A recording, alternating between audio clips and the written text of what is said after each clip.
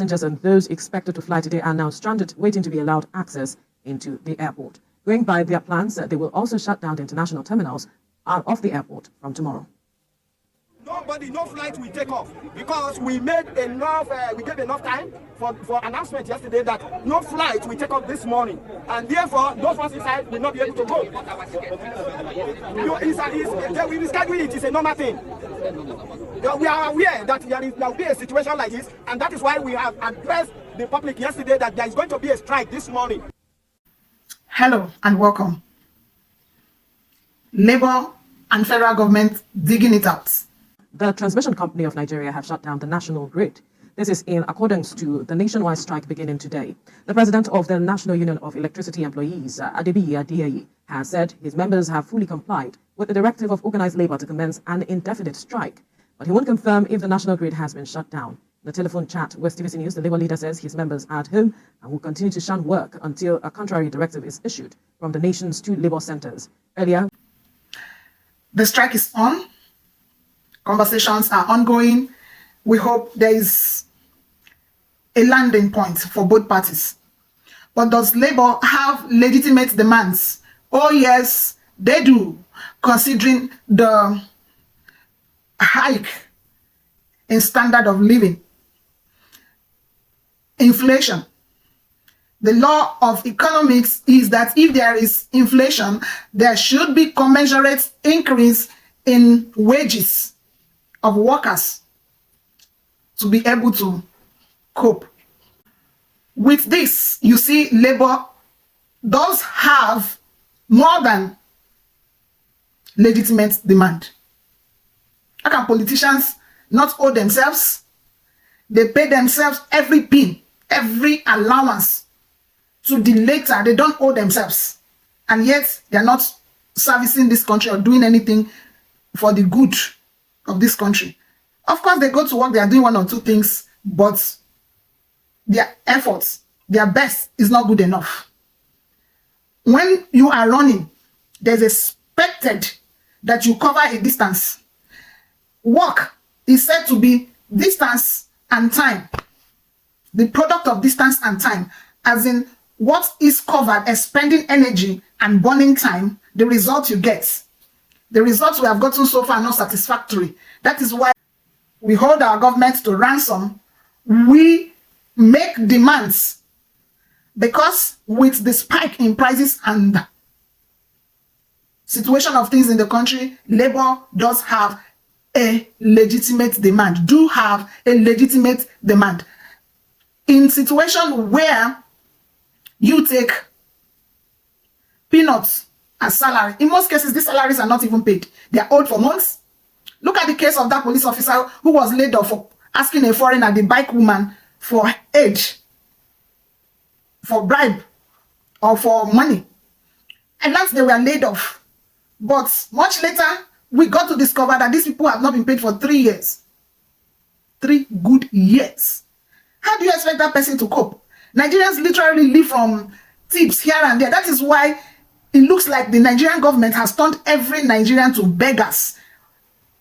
Only that some are stark naked in the street begging, while some are clothed in ties and coats in offices, using biro to beg. While some stand in front of doors to beg, some others use their office to waylay Nigerians. Find us something for the boys. Because the government has literally turned its people to be shameless, willful, and coercive beggars. They have to live, they have to survive. How will a father go home each day telling the child that they don't have food? And these people in government do not consider how our people cope. They should use themselves. They should use themselves to compare how our people cope. All of you, shame on to all of you. We withdraw our support from you. I will tell you that you are not representing us. Look, it has gotten to that stage when you are chasing a snake will run away. But when you box it to a corner, it will face you. Nigerians, we are ready for you.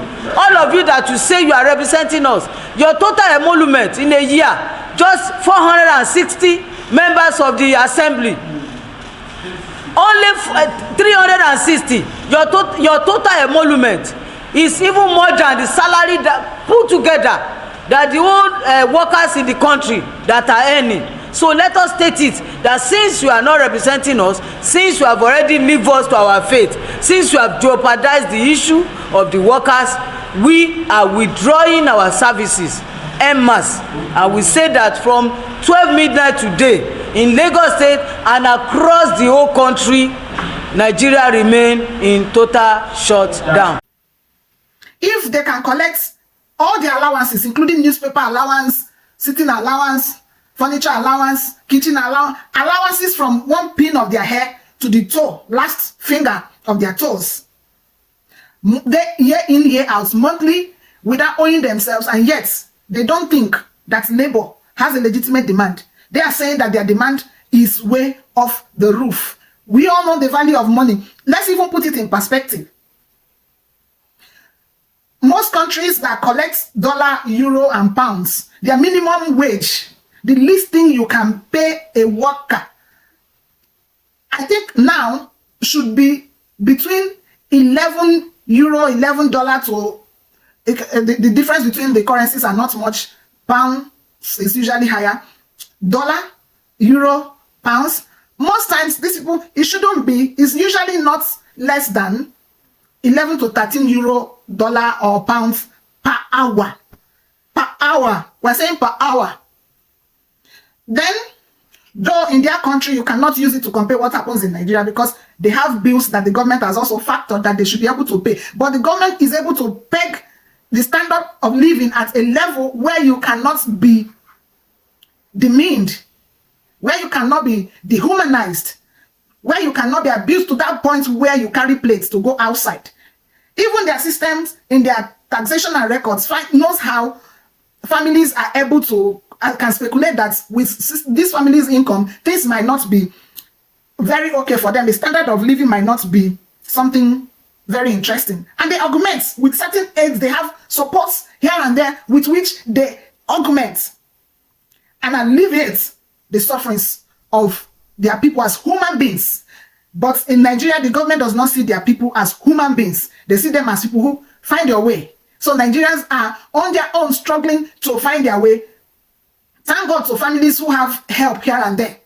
Thank God for the Nigerian diaspora community who also supports their families back home, friends and all that. But Nigerians on a daily, literally live on aids. Now let's look at the minimum wage that they are dragging, 30,000 naira. And the government is saying 100% increase. When they say 100% increase to 60,000 naira, you think that, oh, that is too much. Remember, they are not even paying these things as should be, punctually. And then, look at the 60,000 naira. $1 at this point is, or euro or pounds, is fluctuating between 1,400 and 1,700. Now, that is for $1, euro, or pounds. Now, divide 60,000 naira by the amount of these currencies per unit. So literally, a Nigerian worker is living on $15 per month, which is like about 1.5 hour pay of a worker in their counterpart country. Though, like I said, there are parameters in those countries. But let's even look at it generally. Generally speaking, that's inhuman. That's demeaning. That is wicked. In a country where they run as a dollar economy, everything is rated from the standpoint of the Lord. So an average Nigerian worker is a pauper, a poor beggar. And we have to push that this kind of thing will stop. How can it stop? It's by judicious utilization of Nigerians' resources. Nigeria is not poor. If Nigeria decides today to pay workers what they are asking for, and also decides to cut down the cost of governance and to maximize every resource that comes in and block all the loopholes from corruption, from embezzlement, from looting, money laundering from our politicians, and all the loopholes, the bottlenecks, and all the places through which we waste money, especially the political class and their standard of living. If we are able to cut down all those things, Nigeria will comfortably pay its staff and everybody will be on the same page. Why will politicians take more money? What are they doing? Even if they are going to take more, it shouldn't be that much above that of the Nigerian worker. Look at what they have to say. There are economic realities and fundamentals within the country right now that do not support what the organized labor movement is advocating for. And I want to be very clear this evening about what the consequences would be if organized labor got its way.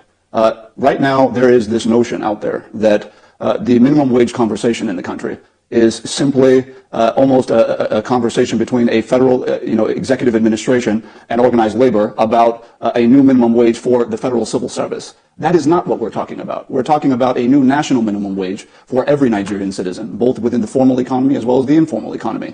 This has ramifications. Essentially, we are moving from the current minimum wage where it is to, if labor got its way, something north of 500,000 naira per month. You're looking at almost 20 times, right? So the impact that would now have on the citizens of the country, we're not talking about government now, we're talking about our people, is, I want to be practical about this. If you're thinking of the mom and pop shop that is dealing in chin-chin and bakery and these kinds of goods and services, the idea that you are going to mandate them to 20 times whatever it is they're paying their staff within that small business, you know that you are essentially mandating the closure of that business, and you are literally indirectly sacking an entire set of people who have families because that business is closing because they cannot live up to the minimum wage that organized labor is asking for. I'll be even more practical about this. Aside from mass job loss across sectors across our nation at a time when we are looking for new job opportunities for the teeming youth population in the country, you're also talking about private schools, for example, where you are now going to be mandating for it, not just teachers, but janitors, cooks, and the like, a 20 times increase in the wages they will have to pay. What that will now mean is that if those schools don't just close, or if they don't have to go into a mass retrenchment exercise, what it will also mean is for the Nigerian citizen right now who is currently, grappling with what we all agree is an unsustainably low minimum wage as it is today, he or she is now going to be grappling with school fees that are 10 times plus what they presently are today. Not to talk of the price of food items, not to talk of the price of so many other goods and commodities that our people, even if they are in a struggling state, can kind of try and afford. These people are liars. Who are they deceiving? We all know how the Nigerian economy works. The private sector funds themselves and they fix their own salaries. They are now pretending like they want to unify the salaries such that whatever government is paying, the private sector is paying it. Why dragging this in this time that we are looking for solution? Allow the Nigerian economy, the business, the Nigerian private and public sectors to function the way they are functioning. The private sectors have their own bodies and they fix their prices. Is a little bit freelancing. So allow them sort themselves. Whoever wants to work in the private sector, like private schools, as you're mentioning, people doing menial enterprises, small and medium scale enterprises, they have ways in which they remunerate their workers. So federal government trying to bring them into these arguments to peg whatever they are asking to pay labor is deceitful. Face labor as public sector and deal with it before we start talking about the private sector. They have always sorted themselves out in the Nigerian arrangements. This is deceitful, and federal government should reconsider this kind of statements. Don't drag private sector and saying because what if we agree to what labor is saying, the people selling chin-chin, makara, puff in the streets are going to be edged out. Private schools going to be. It's not true. Allow the private sector to be on their own. It's even the public sector that is our major concern. Private sectors have always been the ones carrying the weight of the inefficiency of governments in Nigeria by their makeshift job opportunities for people who are not employed. We hope that these conversations yield results. We hope that labor will also be reasonable with their demands and come down a bit, but certainly not where they are now and what the federal government is saying. And we also hope that the federal government gets reasonable and know full well that these people, if you're going to go far in your administration, you don't have to ignore them. And then it should not also be agreements upon agreements that are not kept. This is something bothering me this morning, and I've come here to say it. I want to thank all of you, especially that are subscribed to my channel. I opened that channel because of the burden in my heart. Then I stay in my house, I grind. I grind with the things happening to my country. I see a great country, and I feel like the little I can do is to give a voice. And you people listen to me, you believe me, you subscribe to my channel. I do appreciate you. I will also encourage you to not just watch and pass, subscribe, because by the time they see that we are many pushing for this cause, you are in it together with me, you are in it together with us. Create more awareness to awaken more consciousness of our people, because a mind that is locked up in ignorance is the greatest ground for captivity, slavery, abuse, and a lot of things that are not acceptable. Thank you so much. Please keep subscribing, keep liking. Thank you so much for your support so far. I really do appreciate it. I do appreciate it. I see all of you that have subscribed to my channel.